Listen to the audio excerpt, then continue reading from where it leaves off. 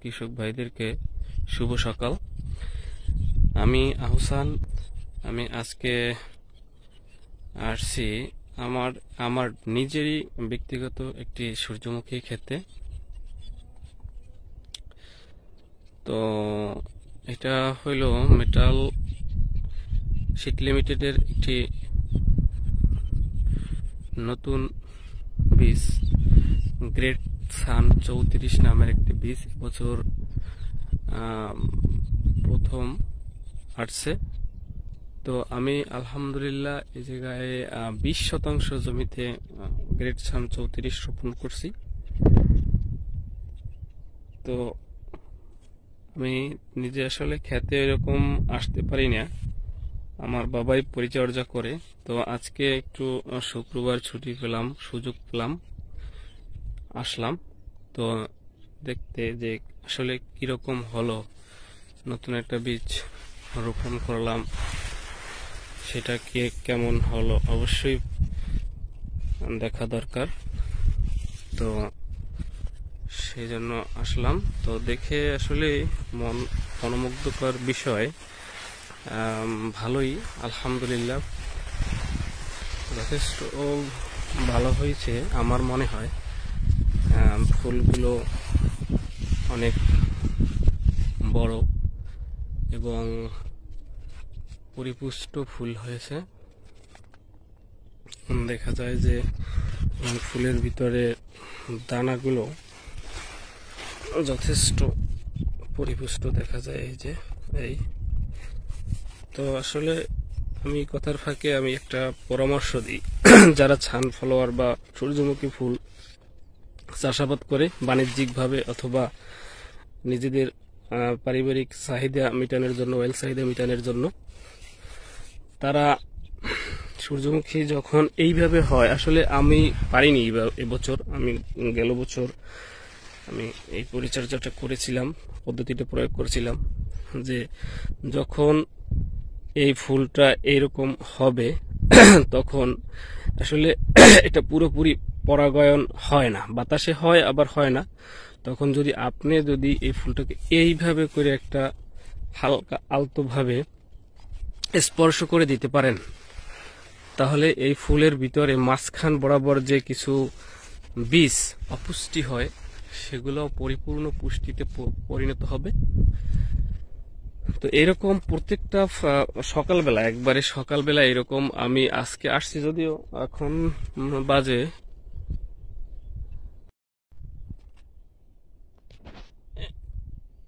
এখন সকাল বেলা 7টা বাজলো মাত্র।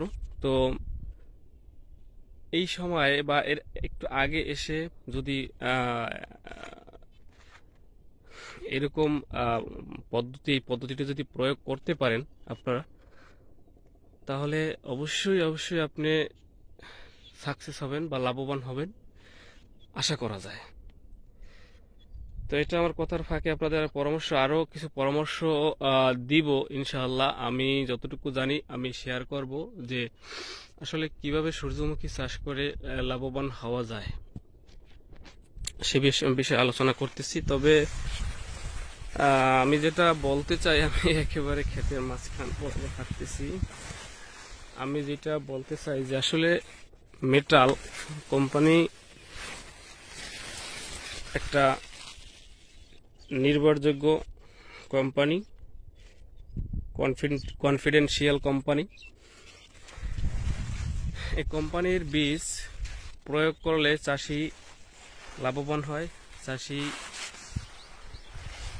কোথায় মারা যায় না বা মরে না, ধরা খায় না। মেটালের সবজি বীজে ফলন বেশি, এটা আসলেই সত্য। কৃষক ও দেশের কৃষক ভাইদের আসলে ধারণা সত্য।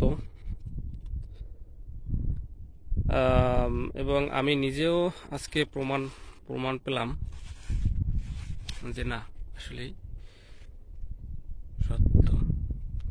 তো আমরা আসি আমাদের এই ফুলের বৈশিষ্ট্য নিয়ে। আসলে আমি যখন এই ফুলটা আমাদের কোম্পানিতে আসছে একটু এবছর শেষার্ধে, তো সেসার দিয়ে একবারে শেষ সময়ে যখন মানুষের অন্যান্য কৃষকের সূর্যমুখী চারা অনেকটা বড় হয়েছে, তখন তারপরে এটা এসে জার্মিনেশন দেওয়া হয়। 100% জার্মিনেশন আসছে এবং প্রত্যেকটা চারা এই যে দেখা যায় যে ক্ষেত, পরিপূর্ণ ক্ষেত, কোনো চারা একবারে মনে করেন যে শতকরা শতকরা মানে 0.2% চারা মারা গেছে এমনই মনে হয়। কোনো চারা মারা যায় না, মানে কোনো চারার কোনো মারা মানে মৃত কোনো চারা নেই। এই যে পুরা ক্ষেত আমি ঘুরিয়ে দেখাচ্ছি যে কোনো চারা এ জায়গায় গ্যাপ নেই। তো সে জায়গায় শতকরা 0.2% যারা হয়তো মারা গেছে, অবশ্যই মারা যায়নি সেটা না। তো আলহামদুলিল্লাহ মারা যাওয়ার ক্ষেত্রে এবছর অনেক অনেক সূর্যমুখীর ক্ষেত পচনে ধস হয়ে গেছে, মারা গেছে, কিন্তু এটা পরিপূর্ণ একটি সূর্যমুখী ক্ষেত এবং এর উচ্চতা মোটামুটি মিডিয়াম উচ্চতা, অতিরিক্ত উচ্চতা নয়। দেখা যায় যে এই যে আমি একটা এই ফুল গাছটা দূর থেকে ধরি, এই যে উচ্চতাটা মিডিয়াম, একবারে খাটো বা লম্বা সেটা নয়, মিডিয়াম উচ্চতা থাকলে দেখা যায় কি আপনার ফুলটা যথেষ্ট পরিমাণে ফুলটা আরো বড় হবে। সবেমাত্র ফুলটা গ্রোথটা উঠছে, এই ফুলটা আরো বড় হবে। সেক্ষেত্রে বড় হইলে ফুলটা সহ গাছটা ভেঙে পড়ে যাবে না। এইটা হইলে মিডিয়াম ফুল গাছের চারার একটি উপকারিতা। আরেকটা বিষয় হইল এই ফুলের এর ফুলটা হইল এই ফুলের আমি একটু শীত দেখাইতেছি। ফুলের বীজটা পরিপূর্ণ আপনার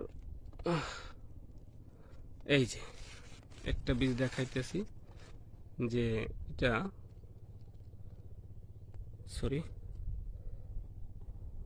পরিপূর্ণ বীজ সমৃদ্ধ একটি শীট। তার মানে এটি ভালো, এই বীজটায় তৈল উৎপাদনও অনেক ভালো হবে। একবারে পোটকা টাইপের, লম্বা এবং হালকা পোটকা, মানে একটু মোটা টাইপের, পরিপূর্ণ তৈল বীজ সমৃদ্ধ এবং প্রত্যেকটা ফুলই যথেষ্ট আয়তনে বড় হয়েছে এবং পরিপূর্ণ পুষ্টি সমৃদ্ধ হয়েছে। তো আশা করি আমি আগামী বছরও আমার এই মেটাল কোম্পানির গ্রেট ছান 34 নামের বীজটা আমি আবার রোপণ করব ইনশাআল্লাহ। এবং দেশ ও দেশের কৃষক ভাইদের প্রতি আমার একটা সাজেশন থাকবে যে আপনারাও চাষাবাদ করে দেখতে পারেন, অবশ্যই লাভবান হবেন ইনশাআল্লাহ, যদি আপনি রীতিমতো পরিচর্যা করতে পারেন। রীতিমতো পরিচর্যার ক্ষেত্রে আপনার সূর্যমুখীর পরিচর্যা অতটা কঠিন না, কষ্ট নয়। আপনার অন্যান্য রবি শস্য চেয়ে সূর্যমুখী খুব একটি সহজ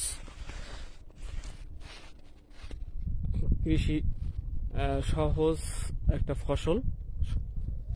তো এ জায়গায় আপনার খেয়াল রাখতে হবে, প্রথম জমি প্রস্তুতের আগে আপনি কিভাবে জমিটা প্রস্তুত করতে হবে। জমি প্রস্তুতের আগে পরিমাণ মতো ফার্টিলাইজার, তারপরে দানা কীটনাশক এবং ফার্টিলাইজারের ক্ষেত্রে আপনার অনেকটা টাইপ আছে, এগুলো প্রয়োগ করতে হবে। সেটা আমি প্রথম কমেন্টে আপনাদেরকে একবারে লিখিত আকারে আমি প্রথম কমেন্টে আমি আমার কমেন্টে আমি দিয়ে দেব। আশা করি কিভাবে কি পরিচর্যা করতে, ফার্টিলাইজারটা আপনার কিভাবে দিবেন। এছাড়া যখন আপনার গাছটা একটু বলিষ্ঠ হবে অবশ্যই পানি দেবেন। আরেকটা বিষয় হইল, আমি কিন্তু এই ফুলের চারায় একবার মাত্র পানি দিতে সক্ষম হয়েছিলাম, আর এছাড়া আমার আশেপাশে পানির ব্যবস্থা নাই, পানি সেচের ব্যবস্থা নাই, কাছাকাছি পানি নেই। যখন নদী, এই যে হাতের এই বাম পাশে এটা নদী, পায়রা নদী, এই নদীর যখন মানে পানি জোবাগন থাকে, এটা আমাদের গ্রাম্য ভাষায় বলে জোবাগন, যখন পানি থাকে, পানি আসে তখন দেয়া যায়। তবে সেই ক্ষেত্রে আমি একবার পানি দিতে সক্ষম হয়েছিলাম। তবুও ফুলগুলো মোটামুটি আলহামদুলিল্লাহ ভালো। তো আসলে ফুল গাছে 2 থেকে 3 বার পানি দিতে হয়, এটা অবশ্যই মাথায় রাখবেন। আরেকটা বিষয়, ফুল গাছে পচনের ক্ষেত্রে অবশ্যই খেয়াল রাখতে হবে। পচনের ক্ষেত্রে পচন ধরার আগে প্রিভেনশন অ্যান্ড ট্রিটমেন্টের কিছু বিষয় আছে, এগুলো প্রয়োগ করতে হবে।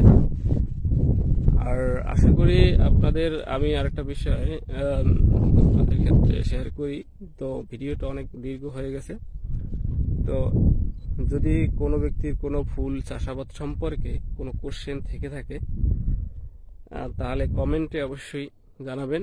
আমি ইনশাআল্লাহ আপনার কোশ্চেনের উত্তর দিব। জি, ধন্যবাদ সকলকে। ভিডিওটা ভালো লাগলে দেশ ও দেশের কৃষকের স্বার্থে, কৃষির স্বার্থে